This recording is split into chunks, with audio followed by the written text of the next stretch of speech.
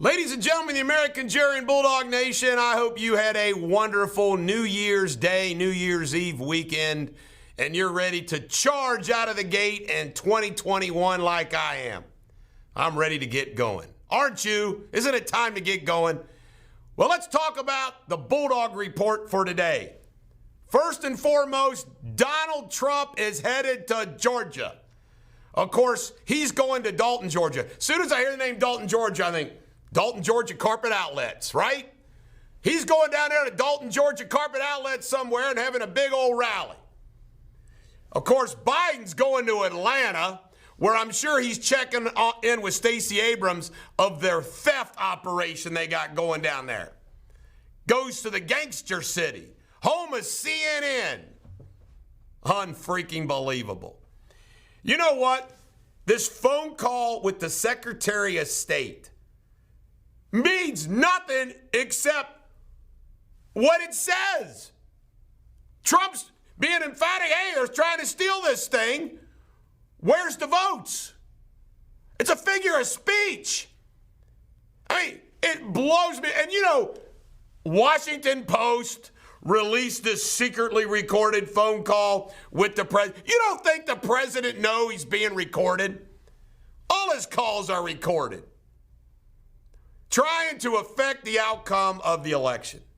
I tell you right now, if the suburban women of Georgia, who are doing swimmingly under Trump, fail to vote for the two Republican senators, well, are you kidding me? The vote, of course, is tomorrow, Tuesday. And everybody knows what's at stake. I mean, what else? Guess absent Loeffler and Purdue and being found out that they are into weird, goofy, crazy, sick stuff, you have to be a moron not to vote for the two of them. If the United States Senate is controlled by the Democrats, the next 2 years are going to be downright freaking scary. It's that simple. You don't need to know anything about anything else except that. That's how you should vote. The vice president's role. Well, first off, January 6th. January 6th is the day that the Electoral College votes are supposed to be certified, where the vice president opens them up and says, here you go. There is a legal dispute going on right now that Gohmert, he lost in the federal district, lost in the Fifth Circuit. We'll see if the U.S. Supreme Court does something. I'm sure they won't because they're wimps. But you know what?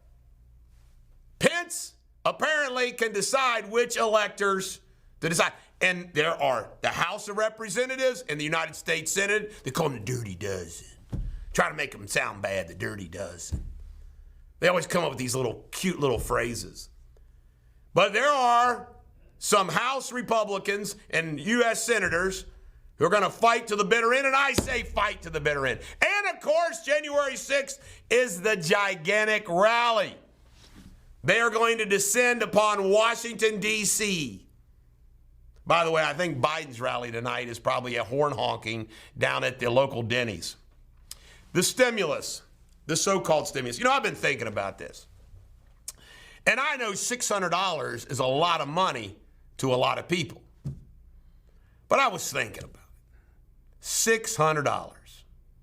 If you worked a 40-hour week, making $15 an hour, if I do the math, is that not $600? I could be wrong, but I think that's $600.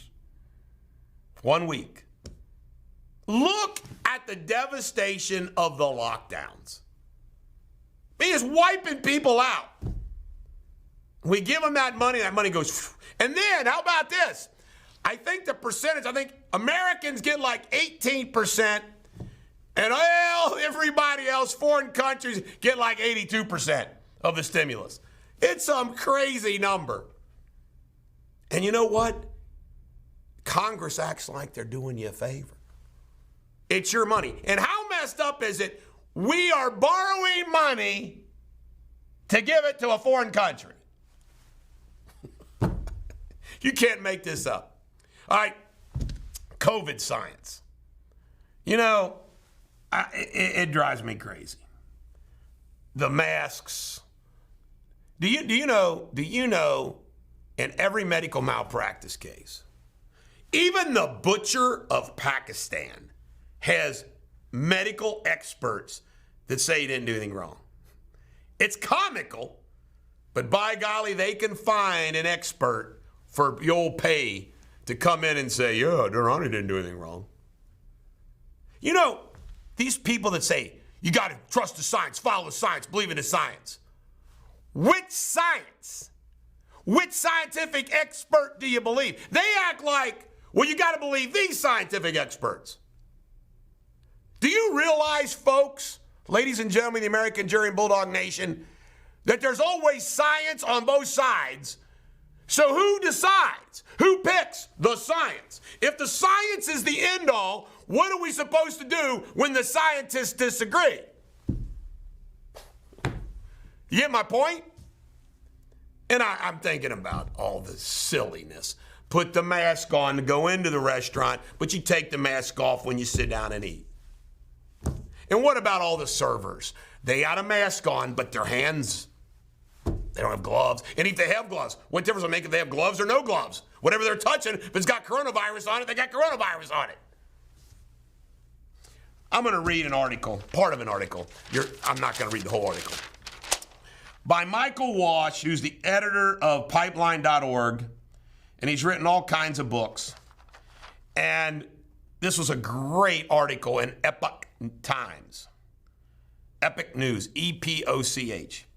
Unable to successfully compete in the arena of accomplishment and civilization progress, they prefer instead to tear it apart and burn it all down in the name of social justice, when what they mean is simply revenge. Listen to this. As 2021 dawns, the war on our culture moves into high gear. The opportunistic intersection of the resistance to the Trump presidency, the rise of monopolistic tech giants, the spurious panic over the psychologically weaponized CCP virus in the form of COVID-19 and its concomitant loss of personal freedom, the neo-Marxist hijacking and worsening of race relations, and the legalistic undermining of U.S. laws and institutions have all evolved into a perfect storm of destruction that not only threatens the future of the United States, but actively seeks its destruction. Call it cancer culture writ large. And boy, he hits it out of the park. It's what they want. They want to burn down America. Burn it down. That's what they're after. And half of this damn country buys it. Now, they are the ones that are living in our major cities, in our democratic states. It's truly amazing how these people think so different than us. And they own half the damn country. This is the Bulldog. Every dog has their day. Have a great 2020.